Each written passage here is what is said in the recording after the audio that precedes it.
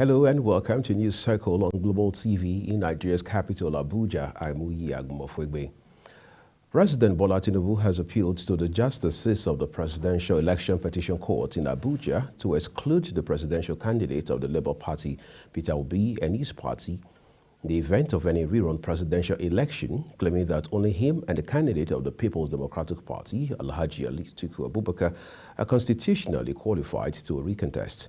Tinubu argued that if the justices void the February 25, 2023 presidential election, Obi and his party will not be qualified to recontest. However, Obi urged the five-member panel of the petition court not to subvert the will of the people as expressed in the February 25 presidential election, stressing that the petition court should sack President Tinubu without further delay. Tinubu faulted both Obi and the Labour for asking the court to cancel the election and compel the Independent National Electoral Commission, INEC, to conduct a fresh poll in which he, Shettima, and the All Progressives Congress would not participate. President Tinubu's submissions were contained in his final written address in response to the petition of Obi and the Labour Party challenging his declaration as president. Vice President Kashim Shettima will today depart Abuja to represent President Bola Tinubu at the two major international summits in Rome, Italy, and St. Petersburg in Russia. This was contained in a press release signed by Olushola Abiola, Director of Information in the Office of the Vice President. At the Rome event, Vice President Shettima is expected to join other global leaders for the first Stock-Taking Moment Summit themed Transforming Food Systems for People, Planet and Prosperity, holding from Monday 24th to Wednesday 26th July. During the summit, the Vice President will chair a high-level session themed Innovative Financing for Food System Transformation, the Case of Nigeria, and the side events on scaling up multi-stakeholders collaboration and investment in the implementation of food systems transformation pathways in Nigeria. On a side note, Durumi 1 market was on Sunday morning engulfed by fire. The fire outbreak, which eyewitnesses said started at about 11 a.m., left shop owners devastated as they counted their losses from the unfortunate incident. An eyewitness who identified himself simply as Sule spoke to Global TV's Judith Peters about the incident. Actually, we play football around the neighborhood. The field is close to the market. We're on the pitch playing football when we see a very huge flame of fire. We need to stop our ball and then rush for a rescue. But unfortunately, when we came down to this place, the way the fire was burning, it is uncontrollable.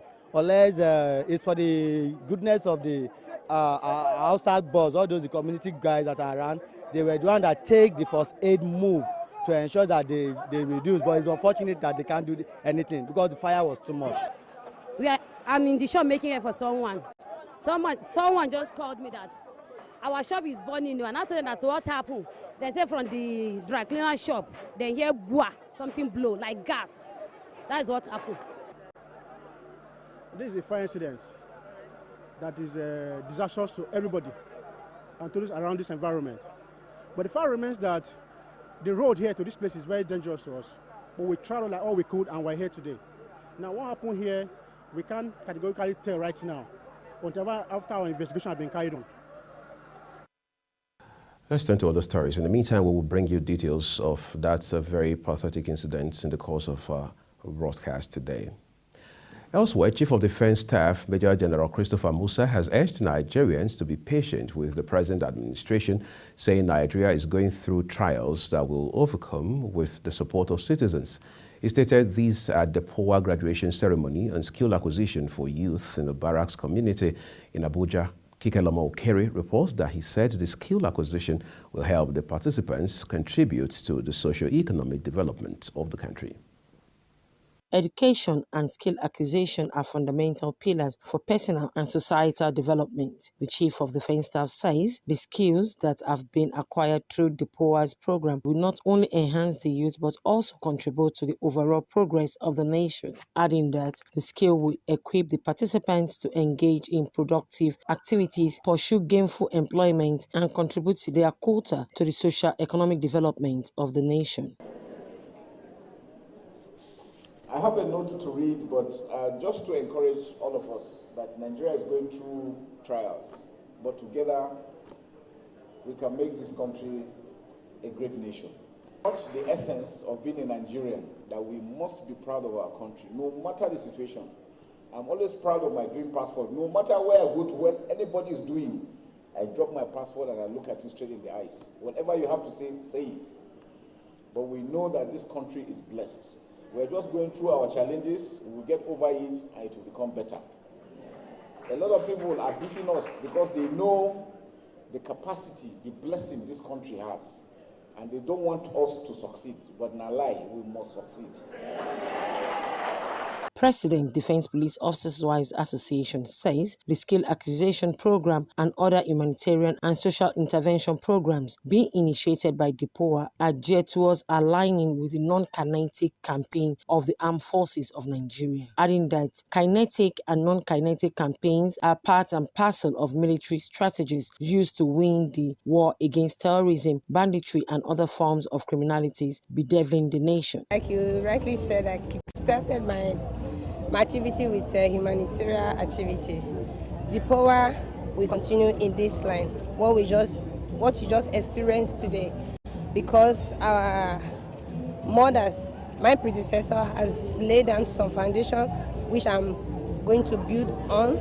I'm going to do more of this humanitarian activity, visit the widows, try as much as possible to train more youths in the youth all across all the services where Defense Police Officers Wives Association is covered.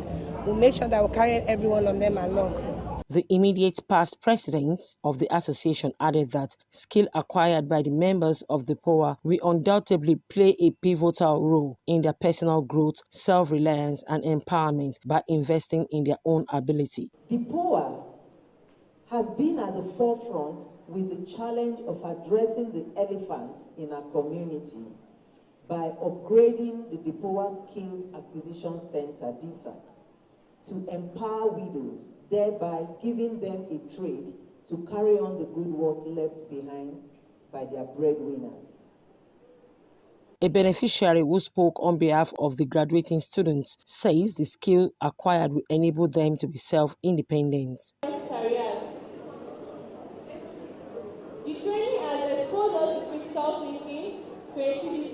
Critical thinking and creativity, allowing us to discover our potential. We cannot fail to recognize the foresight and vision that you have demonstrated in supporting us financially every week during the dream and delicious lunch served daily. In a related development, the occasion was used to celebrate the DIPOA president for her birthday.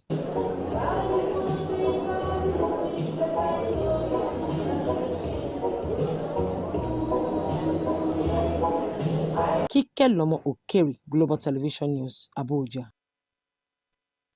The federal government has stated that the low participation of women in governance and leadership positions, particularly in politics, which has recorded far below 50%, is unacceptable, adding that such decimal does not tell the reality of the situation, notably that women are about half of the population.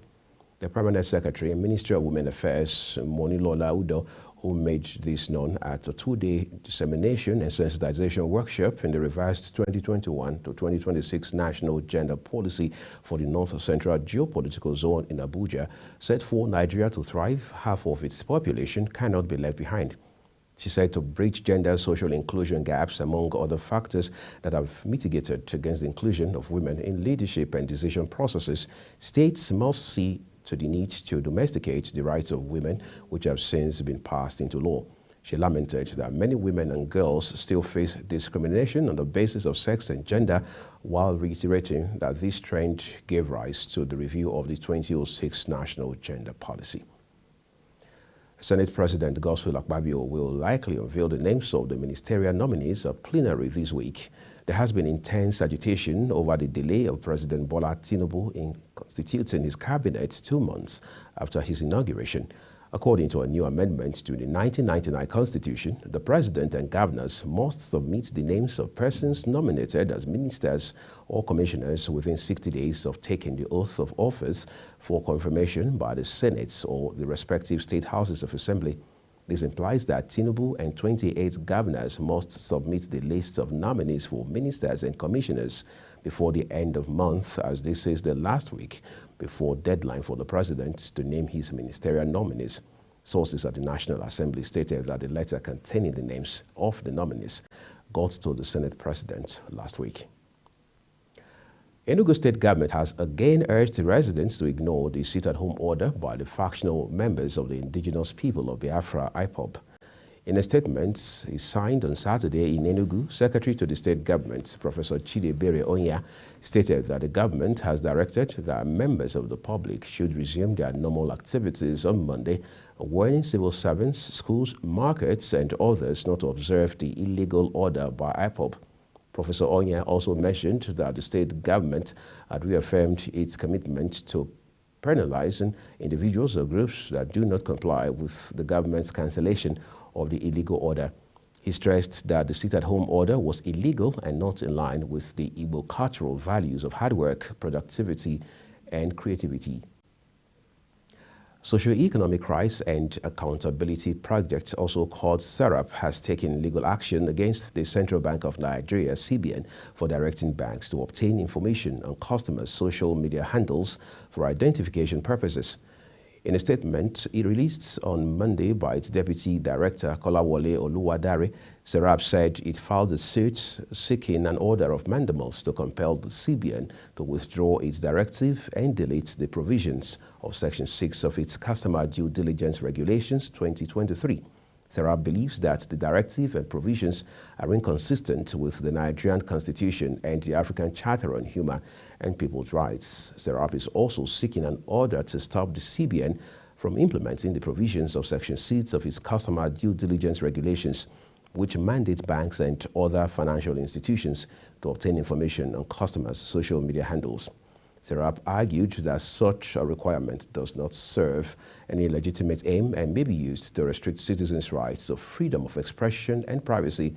The organization believes that without the relief sought, the CBN will enforce the unlawful directive, which, according to SERAP, will be a violation of citizens' rights. This is News Cycle on Global TV, coming to you live from Nigeria's capital, Abuja. We'd like to remind you that we're on Star Times channel 276, and we urge you to follow us across our social media platforms at Global TV NG, including all of the other handles now showing on your screen. When News Cycle returns, India's ban on rice exports raises fear of global food price rises. This and more stories coming right after this short break. Do stay with us.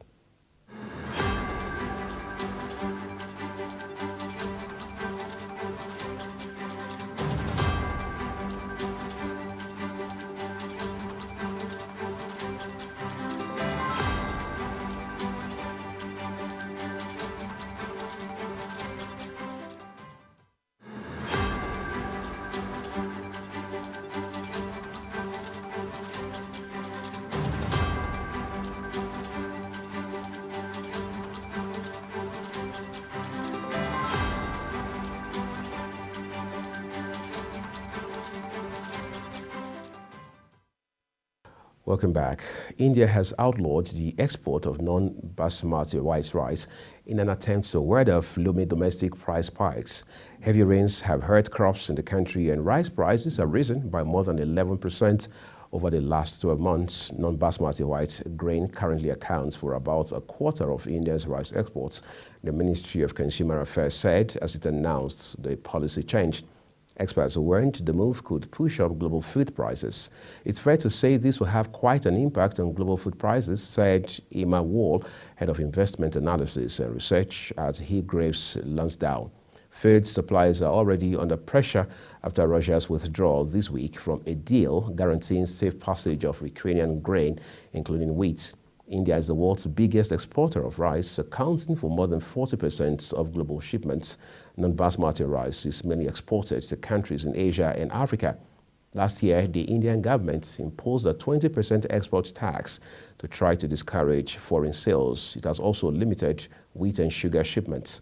However, exporting can be more lucrative for Indian farmers than selling domestically. Thousands of tourists and residents fleeing a wildfire on the Greek island of Rhodes huddled in schools and shelters on Sunday, with many evacuated on private boats from beaches as flames menaced resorts and coastal villages. Tour operators Jet2, TUI and Corendon cancelled flights leaving for Rhodes, which lies southeast of mainland Greece and is famous for its warm seas and ancient sites. The fire left trees black and skeletal. Dead animals lay in the roads near burnt-out cars. With thousands spending the night on beaches and streets, the fire brigade said 19,000 people were moved from homes and hotels, calling it the biggest safe transports of residents and tourists Greece has ever carried out. And now to some more foreign stories. Israeli Prime Minister Benjamin Netanyahu has had emergency surgery to fit a pacemaker after being taken to hospital on Saturday night. Doctors at Sheba Medical Center said the procedure went well and he's not in a life-threatening condition. Netanyahu's hospitalization comes ahead of a key vote in Parliament on the contentious overhaul of the judiciary. Protesters against the reform have swept Israel, with many workers vowing to strike if the bill goes ahead. In a video address ahead of the overnight surgery, Netanyahu said he was feeling excellent but listening to his doctors.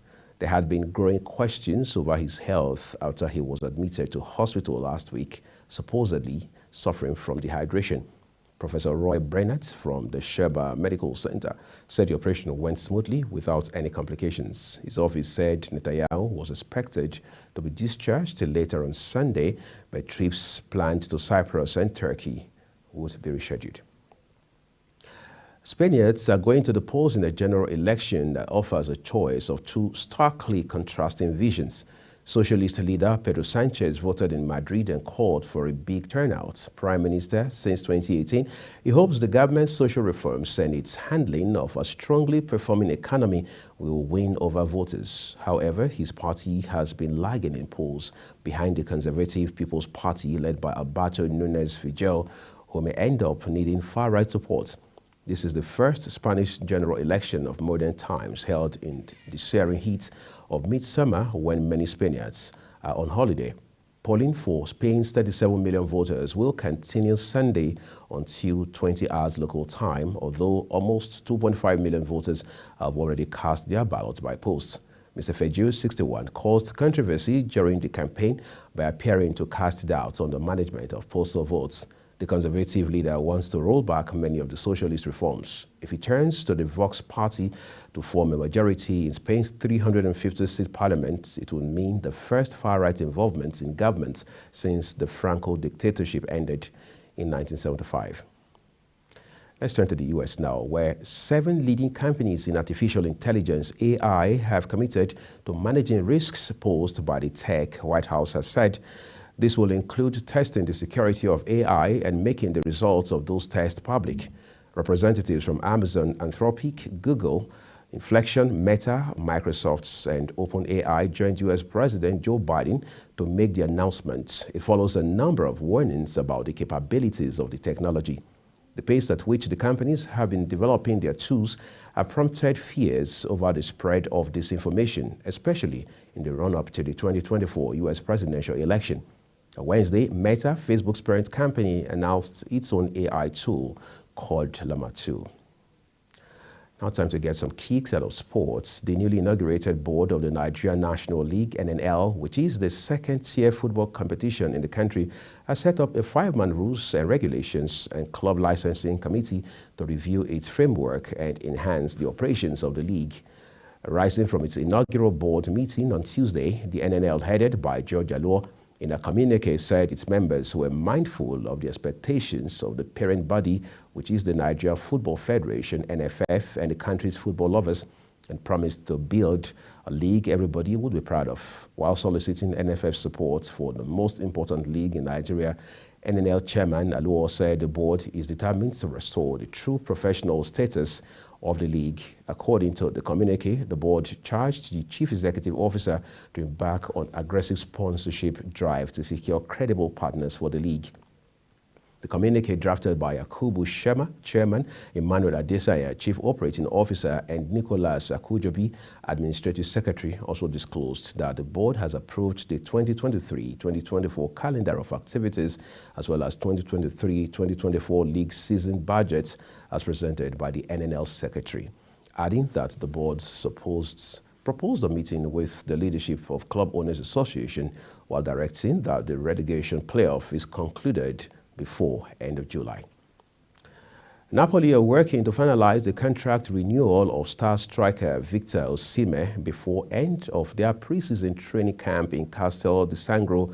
Golanka Di Mario reports the 24-year-old Nigerian striker only has 2 years left on his contract with the reigning champions and has been linked to a number of top clubs around Europe this summer, like Paris Saint-Germain, Bayern Munich, and Manchester United. Napoli do not want to sell Osimhen, seemingly wanting upwards of 180 million euro for his signature, and in the last few weeks, they have been negotiating a new contract with his agent, Roberto Calenda. Osimhen's agent, Calenda, has now left the Napoli training camp in Di Maio after 3 days of negotiations with club president Aurelio De Laurentiis. Progress has been made and both parties are now working to reach a total agreement by end of the Castel di Sangro retreat, which starts on July 28th and comes to a close on August 12th.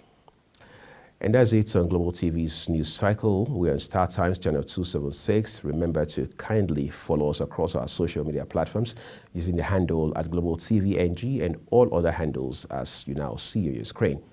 On behalf of the production team, I am Uya Agbofwebe. Thank you so very much for watching. I'll see you on News Prime.